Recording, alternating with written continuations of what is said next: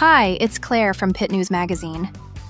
And welcome back to Pit News on Air, the only podcast brave enough to admit that sometimes the market is just stubborn as a mule.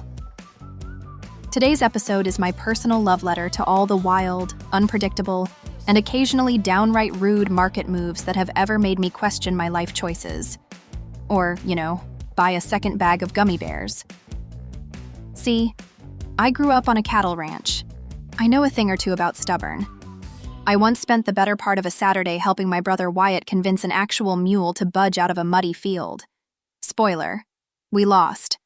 That mule had zero interest in my schedule. And honestly, sometimes trading feels exactly like that. You can plead, bargain, analyze, offer every metaphorical carrot you've got. Doesn't matter. The market's going to do what the market wants to do when it wants. And your job is to hang on, try not to lose your boots, and maybe not cry in public. So if you've ever felt personally victimized by a sideways chart, or caught yourself shouting, "Why won't you just do what I want?" at your screen, or stab your voodoo doll as Mr. Turner tends to do, grab a snack and settle in. You're in good company. Let's dive in. Stubborn as a mule. A love letter to market madness. And yes, there will be stories. Ask me how I know. Here's the scene. It's Thursday. Riley, my chaos goblin cat, is making a nest out of my trading notes. I'm staring at a stock that flat out refuses to behave. I did my homework. Charts, patterns, Fibonacci levels, because of course, and a bottom fuzzy tail I was sure meant we'd hit a reversal. I was already rehearsing my, "Aiden, guess what I did? Call." So what did I do? Yep. Got cute with options. I sold a put. The market had dropped, the premium looked pretty, and I told myself, it has to bounce. The fundamentals are good, the setup is textbook. Besides, it can't go lower. Right? Cue the dramatic prairie wind, because you know what's coming. The market did not care. The market laughed. The market poured itself another cup of liquid chaos and kept going lower. For 3 days, I watched my account balance do a spot-on impression of a tumbleweed, rolling away into the distance. Slightly tragic. Riley gave me that look like, "Are you finished yet?" Was I smart? Probably not. Did I do it anyway? Absolutely. I kept telling myself, it'll come back. It has to.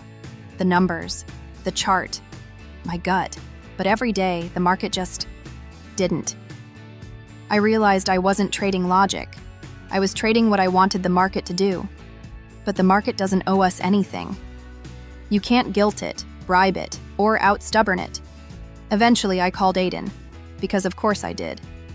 He listened, didn't judge, and then dropped his usual bomb. "So Claire, are you trading what you see or what you wish you'd seen?" Oof. Right in my overconfident Midwest heart. Here's the part no one tells you in trading school. You can be right about the logic, the setup, even the fundamentals. But if the market's in a mood, it can stay wrong way longer than you can keep adding margin. Sometimes, your job isn't to outsmart the market. It's to outlast your own stubbornness. I thought back to ranch days, watching spring storms roll in. You could predict them, prepare for them, but you couldn't force the clouds to part just because you needed to cut hay. Sometimes you had to wait. Sometimes you had to cut your losses and get inside before you got soaked. The market is that storm. It doesn't care if you're out there yelling at the sky with hands on your hips. Ask me how I know. Again, please don't. So, what did I learn? Besides that Riley is completely unimpressed by my trading drama, I learned that sometimes protecting your account just means admitting the market is bigger, weirder, and more stubborn than you are. And honestly, that's okay. If you've ever found yourself yelling at your screen, waiting for the market to snap out of it, you're not alone. We all get a little irrational sometimes. The trick is not to let your account get caught up in it.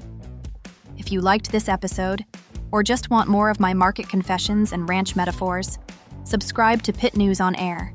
Visit our pitnews.com webpage to follow, and don't forget to check out Pit News Magazine for even more stories, insights, and emotional trading whiplash.